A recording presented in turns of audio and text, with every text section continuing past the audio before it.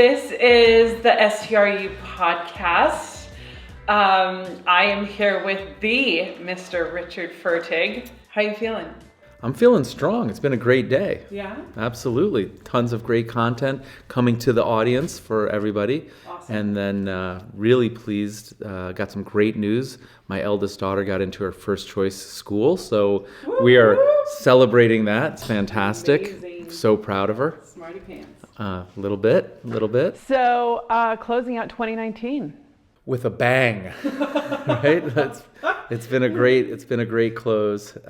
Really excited to spend the next few days with you in Miami. A little bit more sun, get a lot of work done. We have a ton of content and announcements that are coming towards the short-term rental university entrepreneurs and hosts and things that we've created, tools, content, and just getting it all together on the calendar with release in orderly fashion.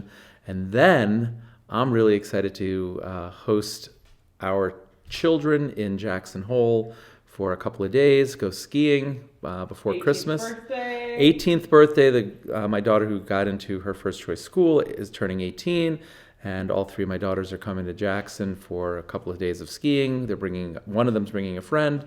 And I love skiing, so I'm really excited about ski season. Yeah, looking forward to the girls coming and playing in the snow and seeing the puppies and Christmas and just having to change of clothes. It's only been 5 short months on the road. I'm not sure what the problem is, No problem. I wouldn't have it any other way. And then let's see, what else? Going to visit your folks. I know! And then going to California and going to see Dad's STR. Right, that's amazing, right? So, yeah, thanks to you. Thank you. Not thanks to me. He did all the work. But I'm very pleased that he found our channel through worrying that you were dating some crazy guy who's like taking you all around the world. Right. He started to snoop around short-term rental university, and lo and behold, there was some content that gripped his attention and paid attention and asked a bunch of questions and really got after it. Absolutely. Like with a vengeance, and did all sorts of really interesting techniques with some refinancing and some cash out and moving some things around, and found himself long his dream home where your entire family can come and spend time with him, which is his dream, which is amazing. Yeah, it truly is. It's in direct alignment with his why. And so it's been really, really fun. I mean, it was really, I'm super grateful that he's such a great and, loving, dad, that he wanted to kind of stalk you out a little bit and came across the YouTube videos. And then our first visit to see him, it was great. I think it just sparked conversation, and he had it really changed, I think, in a number of different ways, his perspective on and his idea of what purchasing a second home, having an STR, and not have, and kind of, dipping his toe into retirement, but having a very different picture as to what that looks like, and not having to choose this, or this, and in fact, the STR done properly can feed, travel and feed, some hobbies and spending time with my stepmom and giving them a freedom that I think in retirement he was kind of afraid he wasn't going to have. And so, it's, going to California, seeing the entire family, everybody being under one roof. It's, it's obviously celebratory because it's the holiday season, but celebratory for a number of other reasons as well. So I know, I'm psyched. I can't wait. Thank you. I know that's true. Thank you. It's completely true. Yeah. So it's going to be awesome. It's going to be fantastic. And it is really fun. I have to say, I'm not sure, outside of his grandchildren, I don't know that I've ever seen my dad so excited about anything. He's just dove in like 150% and buying this and, asking questions about that and researching this. And I think it's getting his brain working, and he's kind of investigating and educating on himself in an area that was foreign to begin with. He's just learning a new lane and educating himself and asking questions. And it's just been really fun to see him so fired up. Yeah, it's amazing. I mean, he's really excited, and it's really cool for me because so much of the content that we produce, it's one to many, and I don't get to see the results. I mean, I get feedback from emails and comments on Facebook, and I so appreciate it, but that fuels and feeds us to do more and better and so on.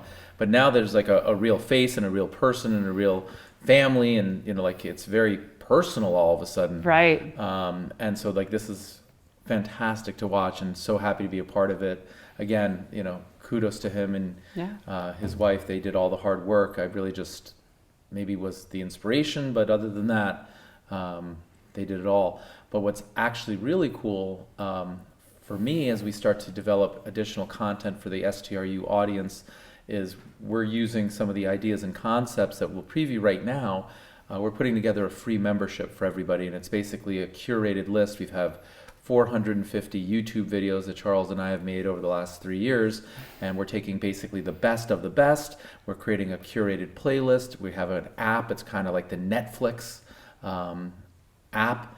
You can watch it on Apple TV, you can watch it on Roku, you can watch it on your phone on the app, but it's going to be a curated playlist, and it's going to be a free membership for people that want to get started or meet them wherever they are in their journey, where we've cherry-picked the content by strategy, by where they are in their journey. And so we started putting that together for your dad to get him up to speed, and I'm really eager and excited to get his feedback in just a couple of weeks about which videos he found helpful and which weren't, and I can't wait to release it to everybody listening. And if you guys, I don't know how this podcast thing works, it's not really my medium, but if you can comment or email, get on our email list and let us know that you want to participate.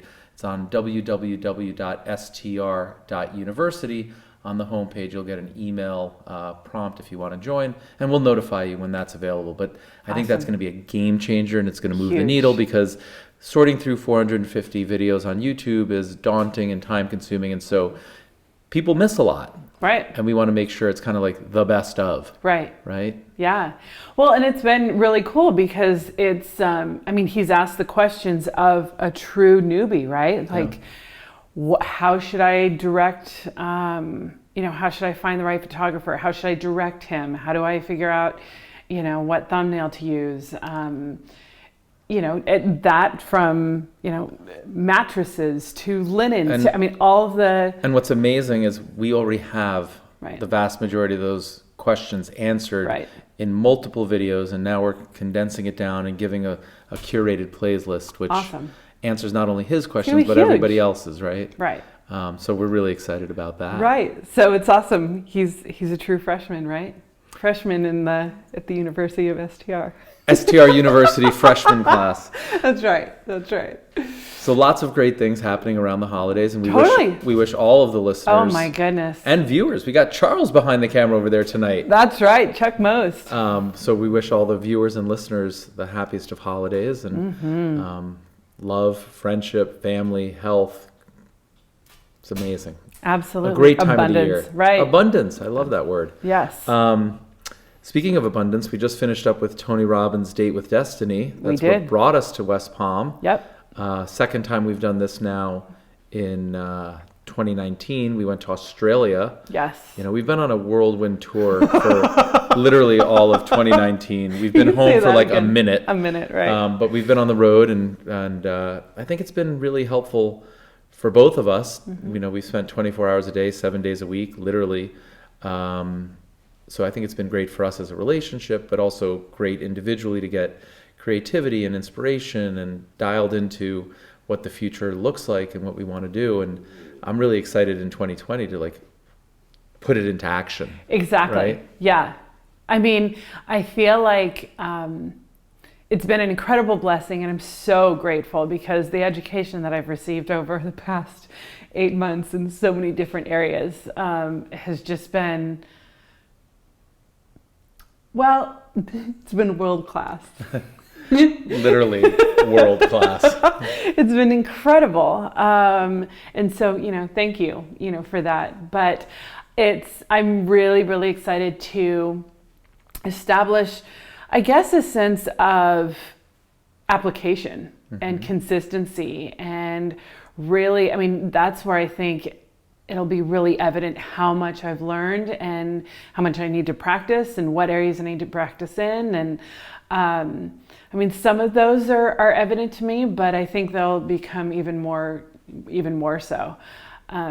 But I'm really excited. I truly believe the best is yet to come. Oh, there's no doubt about it. We don't just say things, like Right? it's all truthful. Right.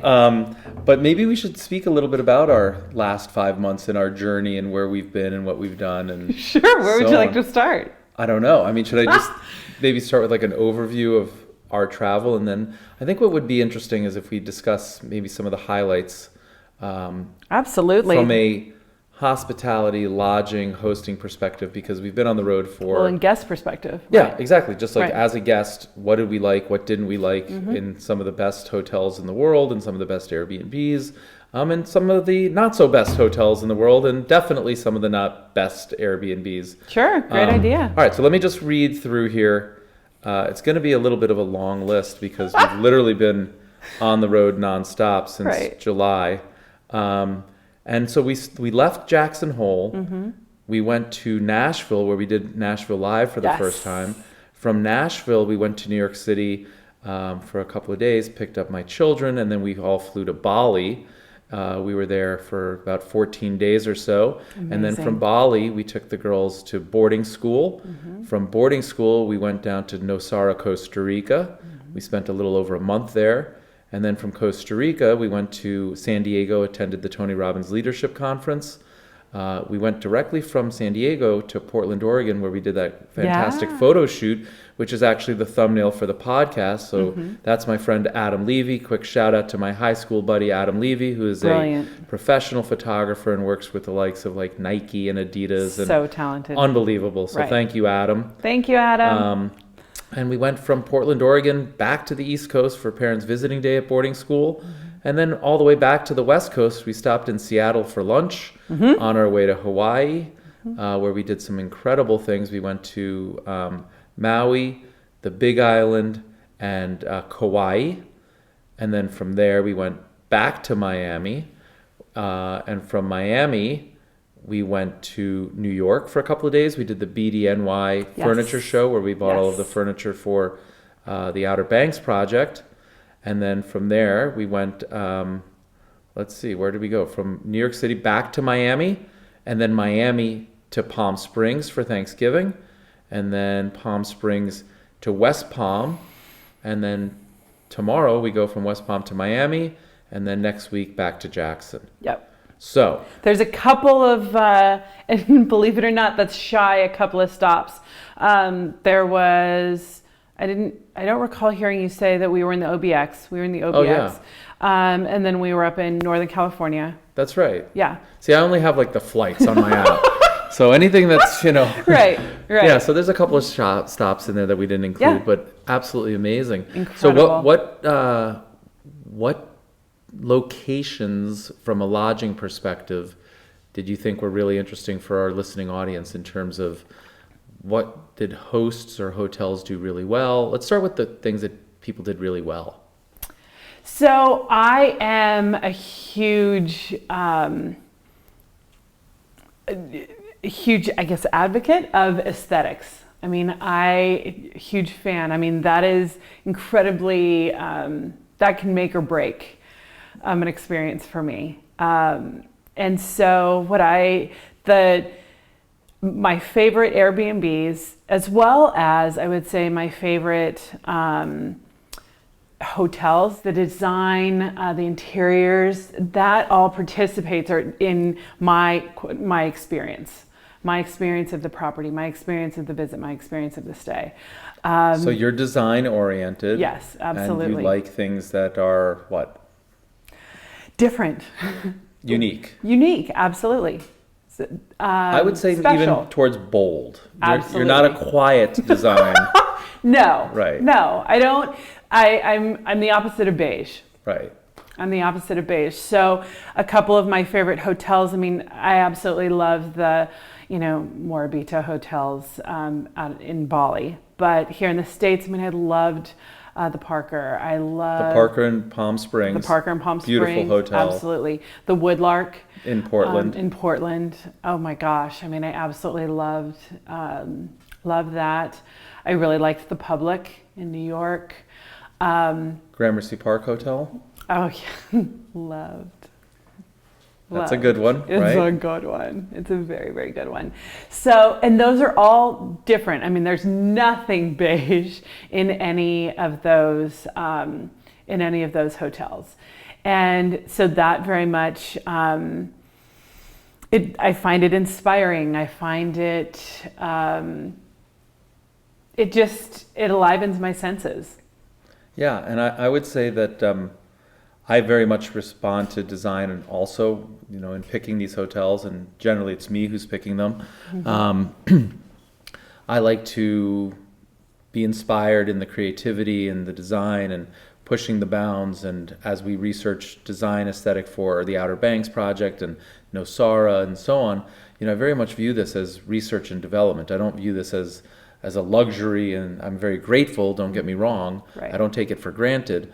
But as much as we enjoy it, there's also an element of this is the line of work that we are in, and it's important for us to experience it and experience also the hospitality. So we didn't speak about any of the Airbnbs, which are a little bit different, but I learn an awful lot from the Airbnbs. I learn an awful lot from the hotels, and then I take the best of all worlds, and that's helps shape the content that we create, and also the Airbnbs and the developments that we produce, right? Right. And so what I will also say is, to that point, I feel like, at least with the hotels that we stayed at that I referenced, if they care enough to have the aesthetics, the design, the style, if they've gone so far to make the property beautiful and a standout, their hospitality and their service does the same. It follows suit. It complements that. It's true to that. For example, it's not like we walked to we visited the Woodlark in Portland and the customer service and the experience of it fell short. That's quite the opposite. I mean, because we were there for a photo shoot, we had FedEx boxes, and things were coming in and going out. We didn't get FedEx boxes. We got FedEx trolleys, rolling in. We were on the road for 5 months, so we leaned heavily on the services of Federal Express and so on to change clothing and so on. And and so what I will say is, I mean, the customer service, the front desk staff, and the bellman, and they were just so incredibly hospitable and warm and wanting to help and went the extra mile. And can I just interrupt you for 1 second Please. about that? Because I think the goodwill that they built as a result of this really cool design, and we really enjoyed being there and interacting, and then, as you indicated, the hospitality that they showed us was remarkable. So they built up an awful lot of goodwill. Right. And where that matters as a host is, then there was nothing that they could do about it. But if you recall, the Ritz-Carlton is building a hotel directly across the street, and they were doing construction all night long, right? So we could hear the construction and the jackhammers or the drills or whatever. Didn't get the best sleep, and normally that would be the kind of thing where I think guests would be irate or ask for their money back or deposit or whatever. Right. And I wouldn't say that we welcomed it. It was definitely an intrusion and not a positive thing. Right. But we were kind of well, there's not much that they can do. It's under construction. They can't help it. Right. And we almost empathize with them. Oh, this is such a terrible thing to affect their business. Right. And I think that the message there for hosts are, build your goodwill in whatever capacity you can, whether it's through your hospitality, your design, or your communication, or make people feel really comfortable, because then if something happens, you can recover from it really quickly. Well, exactly. And that's not your takeaway. So for You didn't even remember. I didn't even remember. I know. I didn't even recall. What I remembered was the flower stand as you walk in the door, and the fact that I didn't have to touch a door the entire, time that we were there. I am such a gentleman. You really I are. know. Only at the Woodlark, though. And just how incredibly kind and efficient and helpful, they were with, what was a huge project, bringing in everything and then sending everything out was as we departed. And they were so helpful as far as, pointing us in the right direction as far as restaurants were concerned. And so that, my recollection of our stay there, I didn't even remember. Right. Didn't even remember the construction. So that's when you've done something right. And what about on the Airbnb side? Are there exceptional Airbnbs that you recall? Yeah, I would say so. Absolutely. I would say the majority, I would say the majority of the Airbnbs that we stayed in were great. My two favorites were the one, let's see. Well, so I would say, I think so I'll do a top three. How about that? So the one in Palm Springs that we stayed in over Thanksgiving, I thought was absolutely beautiful. I love the one that we stayed in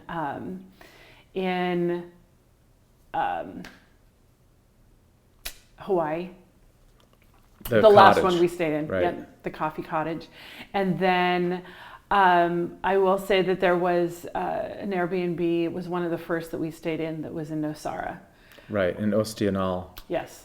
Yeah, so those were my top three. Oh, you're right. We are missing some more trips. Then we also went to the Hamptons, and then we went to Cape Oh my Cod gosh, and that's Martha's right. Vineyard. And shoot. Well, then, just- okay, yeah. And then there was another, actually, the Airbnb that we stayed in Sag Harbor, I actually very much enjoyed as well. For similar reasons as to why I enjoyed the hotels. I mean, I think they were all very comfortable and all very warm, and I felt like they're just all needs were met. Yeah, I'm going to be a little bit more critical, only because I think that's where maybe some lessons are for the audience. Mm-hmm. And I'm a really happy-go-lucky, like roll with the punches kind of guy, but at the same time, being a content creator for hosts and aspiring hosts, it's really important that we drill down a little bit. And what I would say is I absolutely loved all of the Airbnbs that you mentioned, but interestingly, there was some mismatch between the Airbnb and, say, the host. There was only one where I found the Airbnb was of superior quality and the host was also of superior quality. Right. And we showcased her from the Kona coffee plantation in Hawaii. And that's why we actually had her on the YouTube channel. If you haven't watched that, go check that video out. We interviewed her. But in each of the other cases, like the property itself and the location and the Airbnb physically was amazing, but I thought that the host and their hospitality had room for improvement. And I think that that's an area for improvement. Airbnb and short-term rentals in general is bringing up not only the quality of the lodging itself, but also the hosting experience to standards that meet some of the hotels that you mentioned, right? Mm-hmm. So even though the experience is wonderful and we make do and we don't hold them to the same standards as, say, the Ritz-Carlton Hotel or the Parker Hotel, there's a big step down, whether it's that they're too direct and forthright in their communication, and even though they're using nice, friendly words, it's like intrusive, bombarding you like nonstop. Answer my question, and or treating us like we're almost lying. Like, how many of you are there, and you have to check in with me, and I need to see you, and how many people are coming. There was the host that literally, we pulled into our Airbnb at like 1:00 in the morning, and he was out on the front lawn, waiting for us. And counting heads. Yeah, because he was worried that we were more than two people and we wasn't going to collect the extra person charge. And then, it's 1 a.m. We've been traveling all night. We just want to take our luggage and go upstairs and get a good night's sleep. And it's not really, the time to make small talk and tell them where we're coming from and all that. maybe in the afternoon we'd want to spend a short period of time, but certainly at 1 in the morning we want to spend a shorter period of time, Agreed. right? And there was like no recognizing or empathy of how far we've traveled and that we just got here at 1 in the Right. morning. It was all about counting the heads and making sure that we weren't violating the house rules. And, Right. that's where that 360 hospitality knowledge and awareness is lacking in some hosts. Agreed. And hopefully through this podcast and through the YouTube channel and our Facebook group and the forthcoming membership, there'll be a lot of people that are advancing at rapid rates to bring the entire Airbnb and short-term rental platform to the next level, because Right. that's happening, and it's happening really quickly, right? So Right. people are going to either participate in that movement Right. or they're going to get left behind. Right. But Right. there's no doubt that that must improve, Absolutely. right? Absolutely. I totally So, agree. Let's see. And what about some things that you didn't like, either in hotels or Airbnbs? I think that one of the things, and it definitely sticks out because it's pretty recent, but one of the most recent Airbnbs that we stayed in was in a gated community. Right.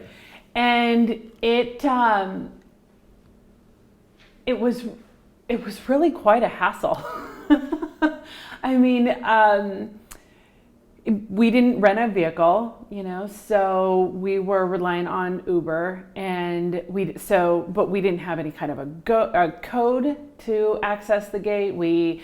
There wasn't any way to get in and out freely without going all the way around to the front, where we had to, there was a 24/7 guard, and it just felt, it was just impactful. It was an inconvenience, and I wasn't aware or prepared for that going in, and I think that it was unfortunate, and then the Airbnb itself was fine, and literally it was fine.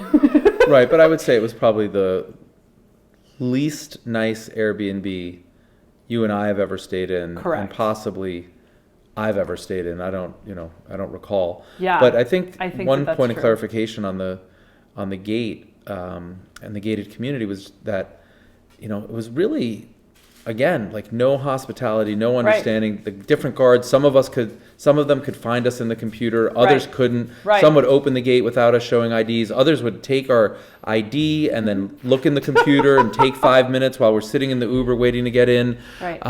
If you had a car and you had passes, the pass was only good for 24 hours. Like, Right. once again, it was all this concept of like people taking advantage and nobody Right. being honest and nobody being trustworthy. And I understand the point of a gated community and increasing safety, but there's safety and then there's being like not nice. Right. Right? And Right. and I don't know that they were providing safety as much as they were definitely providing not nice. Right.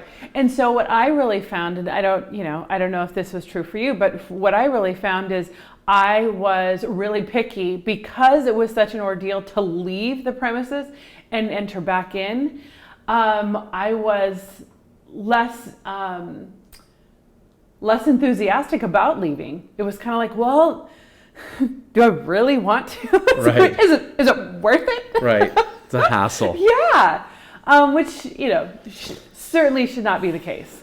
No, but So- I think, if people are renting Airbnbs in the gated community, one of the key things in hospitality is managing guest expectations so that they're not disappointed. Right. And so if you're in a gated community and it's a hassle and it's a pain, I think using proper copy and managing expectations, they did indicate that it was a gated community, but I didn't know what that meant. Right. Right? Like, to me, it was like, oh, okay, it's safe.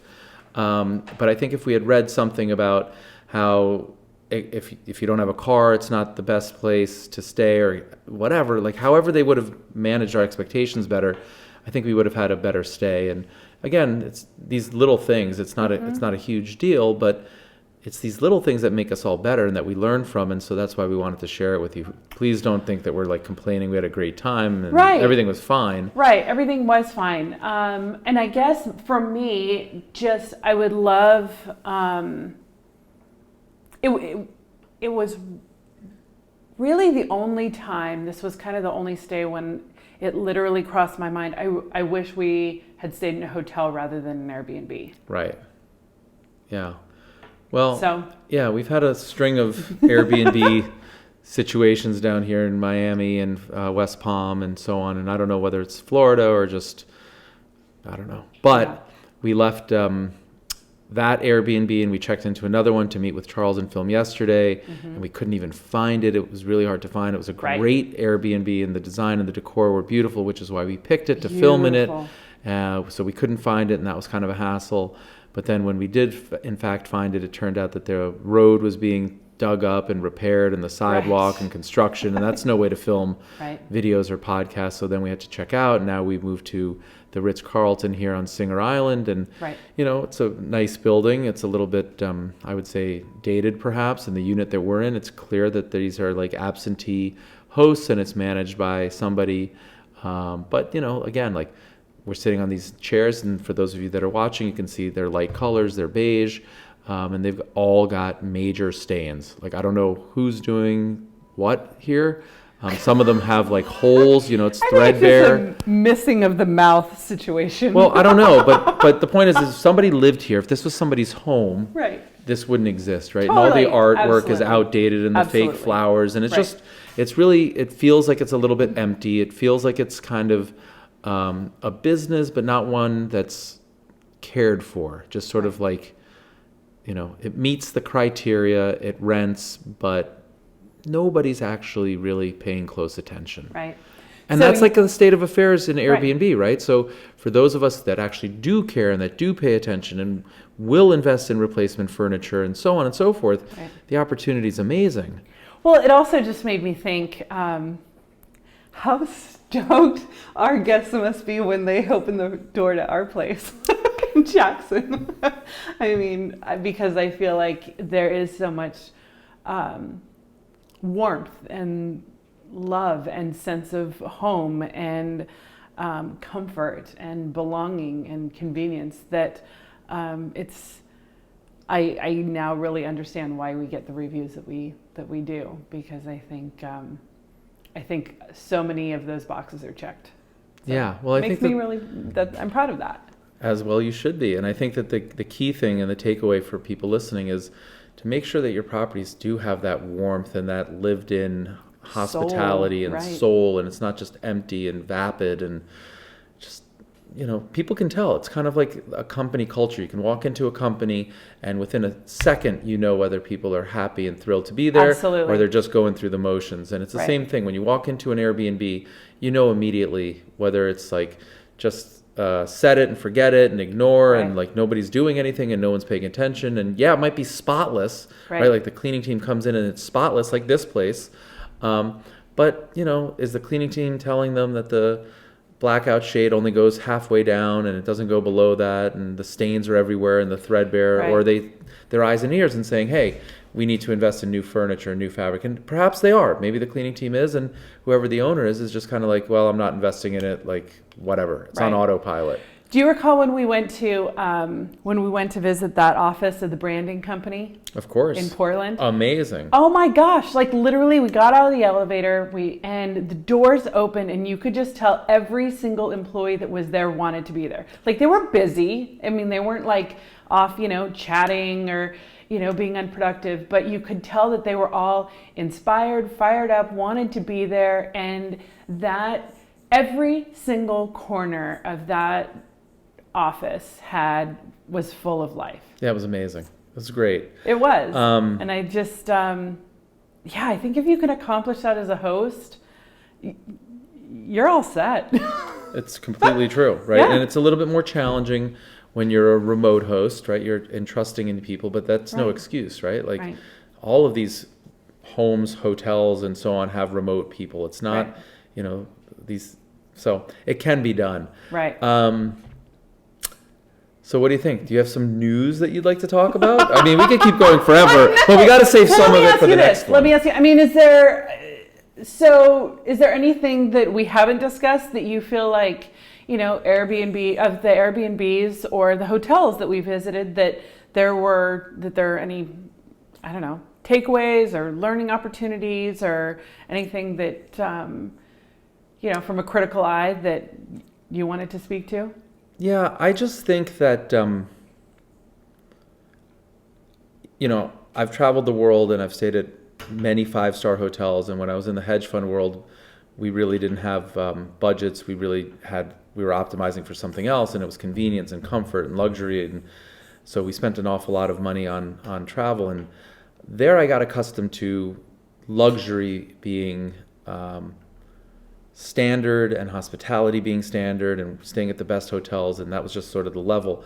And what I'm realizing now is that it's not the luxury component of it.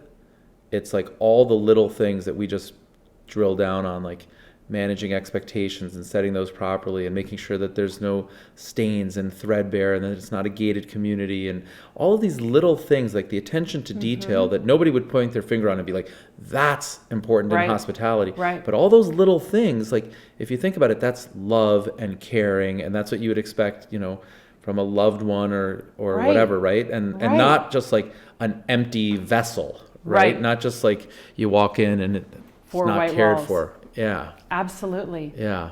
Absolutely. And so I think what's happening is in 2020 and beyond, there's going to be a real shift. Right. People are going to become more educated about what makes a good Airbnb beyond just the reviews and beyond the thumbnails. Over time, we'll start to see things in the reviews where people are not nitpicky, but just expressing a different level of satisfaction or dissatisfaction. And I just think it's really early days, so we haven't really seen it. There's been a lot of money to be made, and you could have just a plain vanilla whatever that's overlooked and do well because people didn't have very high standards or expectations. But as prices keep bumping up and we're using things like dynamic pricing, we're approaching prices that rival top hotels.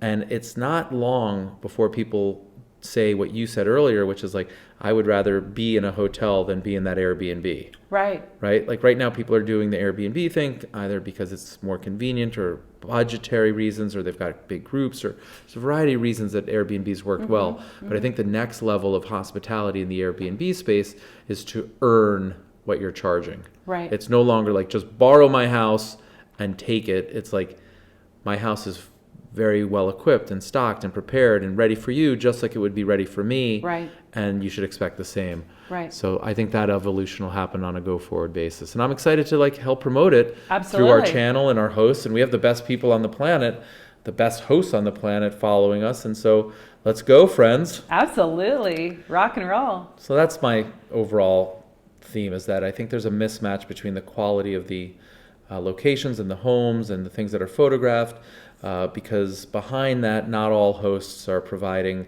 and maybe they don't know, but they're not providing that level of service that I think the dollars they're charging command. Right. So I'm actually going to use that as a jumping off point, because it was just, I read in the news that Airbnb is kind of moving into some hotel space. Yeah. Which I think is kind of interesting. Yeah, so Airbnb bought HotelTonight, which is an app that I've used in the past, and I like it a lot. I can't really tell if there are specials, but it's supposed to be like last-minute booking, in the last couple of days, where extra inventory gets offloaded onto HotelTonight, and travelers can save a lot of money. Right. So I've used it historically. I've always questioned whether there's great deals or not. I know that they slash out the amount and so on, but I still kind of think it's not. It's probably not as great a deal as one's led to believe. But what was really interesting is when we were looking for the Airbnb that we're sitting in right now, as we were scrolling through, I noticed that and this is the first time I'd seen it, between Airbnb listings, there was a little sidebar running horizontally that said boutique hotels, and those you could scroll, left to right as opposed to up down, and you could see the HotelTonight boutique hotels. And so it's kind of like what Booking.com, if you watch the video, does that I filmed on YouTube, where Booking.com will show all of the different hotels, and then within those listings, just like randomly, you'll see an Airbnb. Yeah. Now you're on Airbnb, and randomly you'll see boutique hotels. So Right. like, there's definitely a confluence and a merger, and the lines are getting blurry, and that's why I'm saying it's going to be even more important for hosts to really understand hospitality and really know how to welcome people and know how to take care of their place, because like, we're now competing with hotels head on, right? Right. Both Booking.com and Airbnb.com Right. are displaying Airbnbs or Booking.com, Airbnbs, whatever, Right. next to hotels. Right. And so the end user, the guest, is sort of like indifferent, but guess what? They're not indifferent in their quality standards, Right. right? Like, we're now on the even playing field, so we better man up. Right. And then they're actually building, so I guess Airbnb is partnering with New Guard Development Group, Right. and they're going to open a 48-story tower in Miami called the Nativo. Cool. Yeah, and it's going to feature, I guess, 412 condos and 192 hotel rooms, all of which will be listed and rented out via Airbnb. Very interesting, and I mean, I wish them the absolute best. We stayed in the Nido in Nashville, and I think that there was definitely some room for improvement in making something feel, hospitable and Right. cozy, and that kind of felt really empty and soulless. We reviewed that as well. And I think Miami, it's kind of an interesting place to open up next. As far as I know about Miami real estate, and certainly Miami lodging and hospitality, is like there's way more supply Right. than need be, right? We're leaving here, West Palm, and we're going to the Fontainebleau tomorrow in Miami, and it's like practically free. I mean, Right. it's not actually practically free, but it's less expensive than this Airbnb, Yeah. for instance, right? And we're Right. staying in a really nice major resort where I'm sure the hospitality is solid. Right. And so I just think that there's a interesting place to open up, and I wish them nothing but the best. But 600 more units in Miami. I'm not sure Miami's screaming for that. I bet they have 6,000 excess empty units. But it's their development and their partnership, and who am I to know any better than that? Well, and I think more than anything, it just goes to show that Airbnb is venturing out, and kind of spreading its wings and seeing, I don't want to say throwing spaghetti against the wall and seeing what sticks. I think they know, No, but works, you know what? I think it just goes to show that it's a really disruptive business. Right. Really emerging technology and changing consumer behavior. And so like any, you talked about a child throwing spaghetti, like a toddler, like a 10-year-old, Right. 10-year-old adolescent, they walk and then they run and then they play soccer and now they're on a horse and then they're doing cross-country skiing and then they're doing downhill. Like, they're trying all sorts of stuff. They're not just like, oh, great, I can walk and like that's enough. Right. Airbnb is, to your point, stretching their wings and like, does it work in this vertical? Does it work in this vertical? Does it work in this vertical? Does it work in this vertical? And if the answer is yes, it works in most of those verticals, which I believe it does, then they're going to keep going until they find out it doesn't work in that one. It doesn't work in that one, right? So they'll keep going until they have to take a step or two back. And then I hope it doesn't dampen or kill their innovation. But consumer behavior has been disrupted forever, and people are going to start to, think of Airbnbs and hotels as one and the same, and that's why our hospitality standards must increase. And yeah, they're investing in a lot of different things. They're doing corporate housing we talked about. We just filmed a video on Zeus Living. So they're really busy and active as well. They should be. They've got billions of dollars in cash. They're about to go public next year. So like, they better do a bunch of different things if they need to keep this growth rate going. And I think they're doing everything in their power to do so. Right. So to that point, if Airbnb themselves are diversifying, so should Airbnb hosts. Wow, what a great message. I couldn't agree anymore. Look, I think you want to diversify across platforms. You want to diversify geographically. You want to diversify everything away. And the reason we filmed a really interesting video today discussing about risk, so many people and talking heads and people that are in different, chat rooms and channels and so on and so forth, really love to promote and hype and talk about returns. And, I understand why. That's sexy and it's glamorous and that's what gets you the Lamborghinis or whatever. Yeah. But there's another side of the coin, and I think the really smart investors, the really educated hosts and so on, put it in context. And the way that you put it in context is you start with risk, and you measure per unit of risk, and then you measure the return output based on risk. So it's a risk-adjusted return. And if you're not listening to people discuss risk, I encourage you to listen to people, different people that talk about risk, because we're very long in the economic cycle here, which generally means that recession is next or winter is coming. And if you're just chasing historic returns at the top of the market cycle, history shows that that's not a smart bet.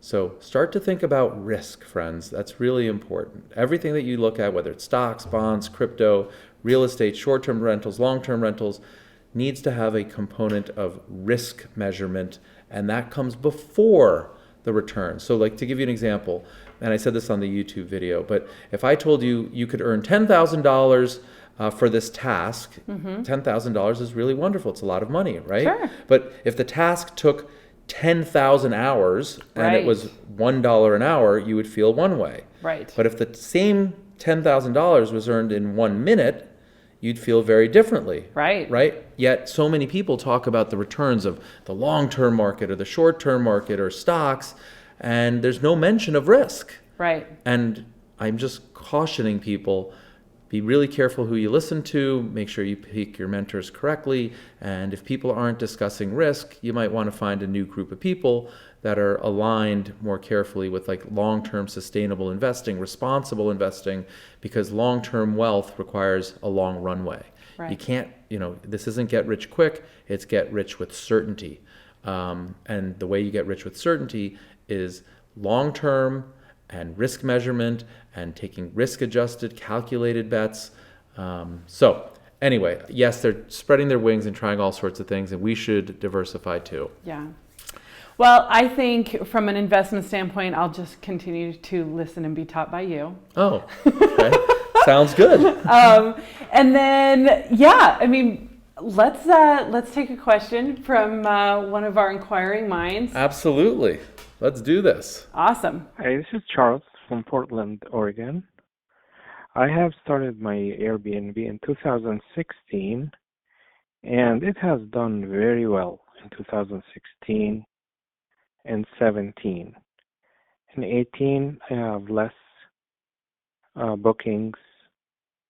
19, a little less. Looking at December of 2019, we have only one booking, and it's so different from the last 2-3 years. I am a super host. We are a super host. We have a theme for the house. We have 165 5 stars reviews. We have followed every advice out there for creating a brand and creating a theme for our home.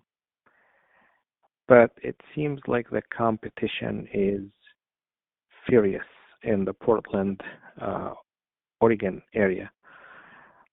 Any advice on how to proceed from here? Like I said, we have done all of the heavy lifting of creating a theme and getting 5-star reviews. Pricing, is good, and we use dynamic pricing. We have used professional photographers. I mean, we have done everything by the book. And we had a great history with many guests over 17, 18, and 19, we have 165 reviews, all 5 stars.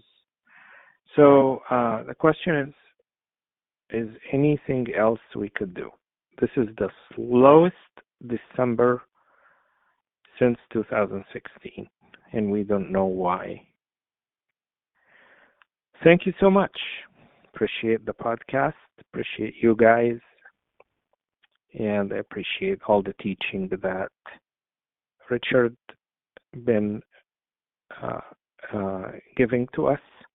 I follow your emails and YouTubes very closely, and I enjoy it all.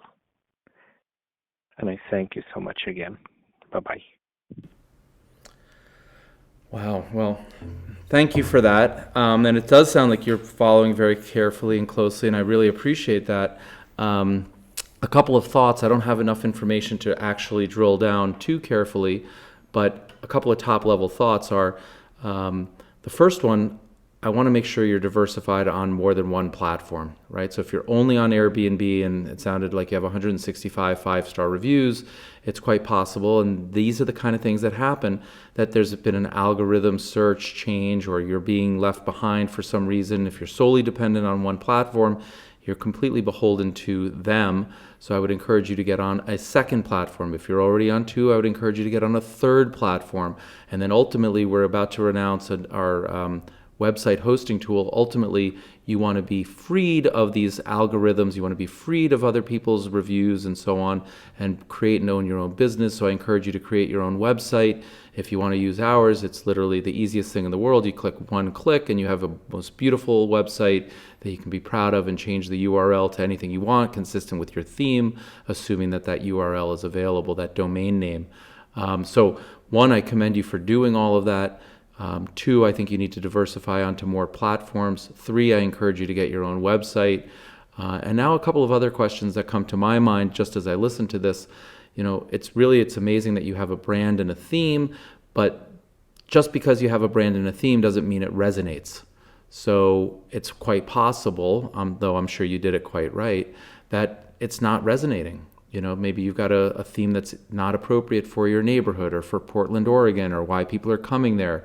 So creating a brand and a theme is wonderful, but we've all seen brands that fail for one reason or another. It doesn't resonate with the audience. So you might have to tweak that a little bit. You might have to redesign it. You might have to make it more evident, or you might have to make it less evident. It could be too bold. It could be not bold enough. So creating the brand is a great start, but now is where the work really occurs. And then the final thing that comes to my mind is, it's fantastic that you're using dynamic pricing. That is definitely a best practice, and that's increased my business and many hosts between 30 and 70%. But like anything else, it has to be used properly. So dynamic pricing that I use is Beyond Pricing, and we should include a link so that if people want to get started on it, it'll actually pay us a little bit, and I'd really appreciate that, help offset some of our costs in production and so on. But Beyond Pricing, the way it works, and it's the only one I've ever used, so I can't speak intelligently about others, but it gives you a health score. So even though it dynamically adjusts my price every single day, I'm looking at the health score of my listings to make sure it's not too low.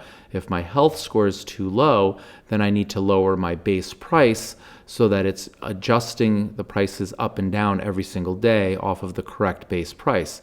So to give you an example, and it's a ridiculous example, but it'll make a point.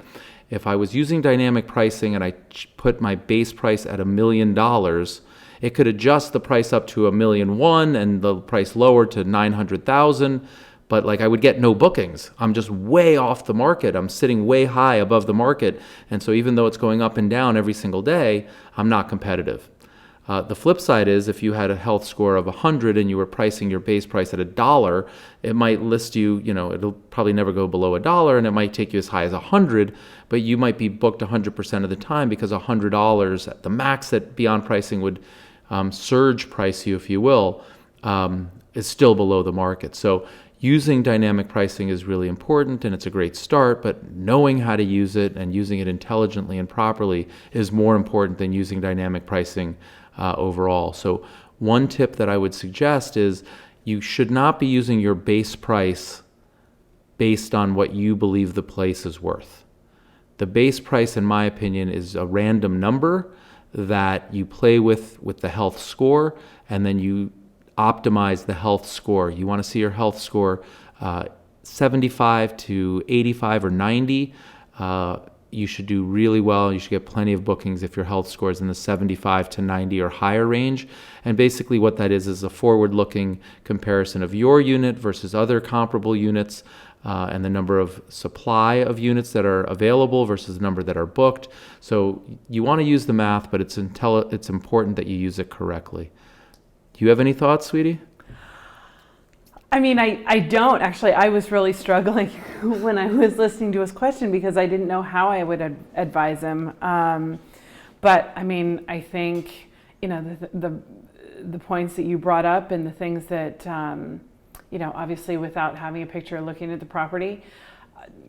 Yeah, I would encourage you, send me an email. Yeah. Send it to richard@str.university with your listing, and I'd be happy to take a look at it. So thank you so much for calling in. I really appreciate it. You should be having more competition in 2019. I've been saying that for a long time, but your business should be strong and thriving. If you're a superhost with 165 five-star reviews, that tells me all I need to know. You know what it is that you're doing. You're listening to all the teachings and you're taking action. You're using everything properly. But in the face of competition, this is when we really need to take every single little thing and examine it really carefully. Like I said before, and you've heard me teach this time and time again, what worked in the past won't work in the future. So you had a really good 2016, 2017 and 2018 were really strong. 2019, now we're struggling. Right. This is exactly the case in point that I'm teaching about, right? We need to do things differently on a go-forward basis. The good news is the people that are listening to this podcast and have been with us for the last, 45 minutes or so, are the people that are learning and growing and are going to be at the forefront of the opportunity set. The people that aren't and are resting on their laurels, well, we're going to eat their lunch. Totally. And I hope he does take you up on your offer. I hope he does email, and I hope that we're able to help. So and thank you so much for taking the time to call in. Yeah, I really appreciate it. Should we do one more? Sure. Yeah? Okay, let's do one more. Okay. Hi there, Christian and Erica. My name is Alan from Las Vegas, Nevada. I had a question about how do you pick a property? How do you pick a property? Do you pick a property that needs some repair work? Do you pick a property that is move-in ready? And also, how do you know if the property that you pick for purchasing, if it should be a long-term rental or if it's better suited to be a short-term rental? Thank you so much. Bye. Great question, Alan. In fact, we just finished 2 live events in Nashville earlier in August, and then we did it again in Miami in November, and we walked people through sort of what I call my future-proof framework and methodology to make sure that we're always investing on a forward-looking opportunity set as opposed to just measuring historic returns, right? Mm-hmm. So when you're a sophisticated, knowledgeable investor, you take a look in the rearview mirror, you look backward a little bit just to get a sense for what's happened, but oftentimes that's more scary than it is like I want to chase and continue to chase those returns. It's more scary to most people to look forward and make a calculated bet. But that's really where the opportunity set is. And if you get a place that has a long runway where people continue to come and they're drawn there for a reason, whether it's a natural, beautiful location or a historic location or, I don't know, there's concerts or reasons that people come to places, that's a really good bet. I always encourage you to make sure that it's legal first. And absence of law does not make it legal. It just means it hasn't been ruled on. So look for places where there are regulations and look for places that are already taxed.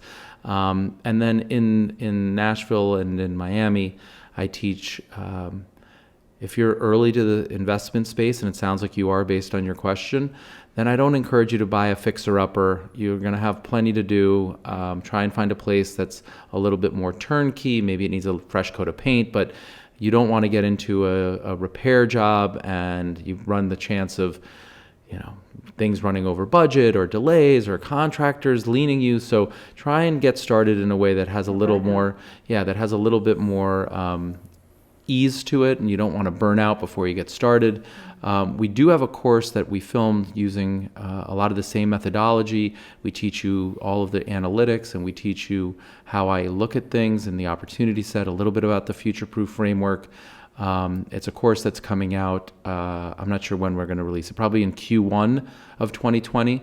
So I would encourage you to go to our website, and if you're not on the email list, get on the email list, because that's how we'll announce it all. And we'd love nothing more than to help you get started and realize the opportunity ahead of you and reach your goals and dreams. And it totally can be done. But if you don't watch the course or anything, I would just encourage you to find the right location where it's legal. Try not to get a fixer-upper. Try to get a place that's a little bit more turnkey. And then whether it's a long-term rental or a short-term rental, in almost all of the locations that I've looked at, it's better to go short-term rental than long-term. And we're currently seeing rates of return of about 2 times to 3 times higher by taking vacancy risk. See, once again, we're talking about risk. The way that the market works is people like consistency, people like certainty, and therefore people like long-term tenants because they know on the first of the month, assuming that there's a credit-worthy tenant in there, they're just going to get paid. So it takes all the guesswork out, takes all the volatility out. They know what to do. They know how to plan. When you go to short-term rentals, you don't have that visibility. You don't have that certainty. You have the exact opposite. You have uncertainty. How much occupancy will there be?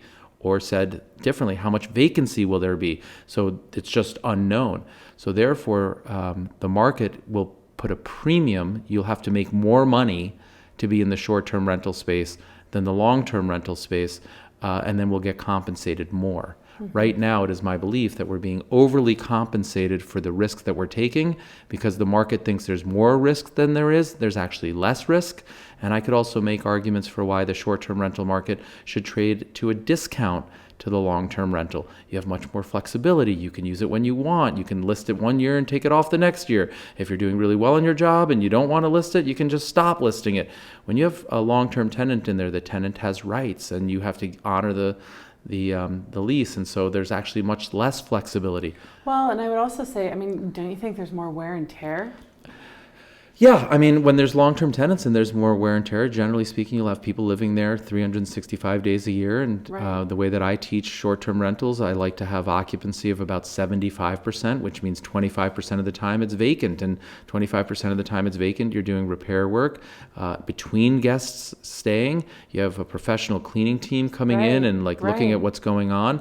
When you have a long-term tenant, you're not allowed in that house, and they may never clean it at all. Right. I used to have long-term tenants in a brownstone in Brooklyn, and we had unfortunately bad tenants. It was sort of like playing the appreciation of the market and trying to improve it and get better tenants in there and so on. But we would deliver them a brand new, beautifully renovated apartment, and 12 months later, you couldn't even recognize it, and it just required thousands of dollars worth of work, well beyond their security deposit. Right. And talk about burnout, So we burned sad. out and we ended up Right. selling the building. We couldn't collect the rent that much, and we had so much wear and tear and damage, Right. and we were losing money. It just made no sense. We had no way to hold on to it. It wasn't connected to our why, and so we ended up selling it at a loss. And we were correct on the investment thesis because the market continued to appreciate, and it's probably worth 2 to 3 times what we sold it for, not 10 years later. Right. So my point is, short-term rentals has a lot of really amazing things that would normally bring down the rate of return that investors would require. But here we are with less risk, all these amazing features, and we're being overly compensated. So it's a long-winded way of saying, I think you'll do better on the short-term rental side than you would in the long-term rental side. Right. But either way, the message here is a resounding get started, Right. right? Just Right. get started. Mm-hmm. And I would also say that it's also, for me, it's important to have a connection or have a desire to be wherever it is that you're looking to, purchase an STR. So, for example, obviously we love Jackson. That's an area in which we love spending time. So we want to invest in that community, and we can really speak to and get excited about and really invest in that property. Same with, the OBX in North Carolina. And, I think that the area has to connect to your why. Absolutely. Right. It has to speak to you. It has to connect to your why. It has to be in alignment with your why and feed your why and grow your why. And because otherwise, just like any other business, right? If there's no connection, if there's no heartstrings, if there's no depth to it, then what turns the lights on? Yeah, you're not going to hold on to it for Right. the period of time required to generate the kind of returns that real estate can. So Right. it's Right. really important. That's why we teach to start with your why. Right. But thank you so much for that Absolutely. call. Great question. Great question. Again, go to the website, www.str.university, register for emails if you're not in the email list, because that's how and where we will announce And they're the course. so good. And by the way, the course is already made, it's already edited, it's good to go. It's just a timing thing. We have a lot of things coming down the pike. And so if this was something that you were really interested in right now, I'm sure we could get you an advance copy, because we do want to help. Yes. So I don't want you waiting and making a mistake. I'd like to see you do this properly. Absolutely. All right. Well, I think this has been a great episode. I mean, I could speak to you all night. But I think we got to call it a wrap. Yeah, let's call it a wrap, and we'll do the next podcast. All right. Sounds good. Well, thank you so much for your time and your insight and your knowledge and everything you. Thank you for everything you. Thank you for everything you, and also thank Charles, everything Yes. Charles. Look at him. You can turn this way. There he is, the man on the mic with the cameras. We got rigs galore. I don't know. mean, Like, wow. I'm about to pay a small fortune for my child to go to college. Yes. It's a good thing Charles doesn't have any college because he's got like all this rig and equipment. But thank you very much for upgrading. And guys, if you love the video quality. He's put in a 12-hour day. He's put in a 13-hour day. That's amazing. And he's getting on an airplane first thing in the morning. I mean, 5:30 a.m. he's out. yeah, we're pretty fortunate. Very fortunate. So STR community, give Charles some love. Yes. All right. Well, Yes. Thank you, Erica. Thank you, Charles. Thank you, STRU community. And stay tuned. We've got more podcasts every Wednesday coming out. Yes. Go get on our email list and register for the HostZaver tool, one-click website. Yes. This course. I mean, just so many things coming down, and I'm incredibly grateful for my team and your attention, everybody. Thank you, thank you, thank you. Thank you. Thank you. All right. Have a good one. Good night. Bye. Bye. So that does it for another episode of the STRU podcast. As always, all links mentioned are in the show notes below. If you're serious about short-term rental investing, be sure to check out str.university. Till next time.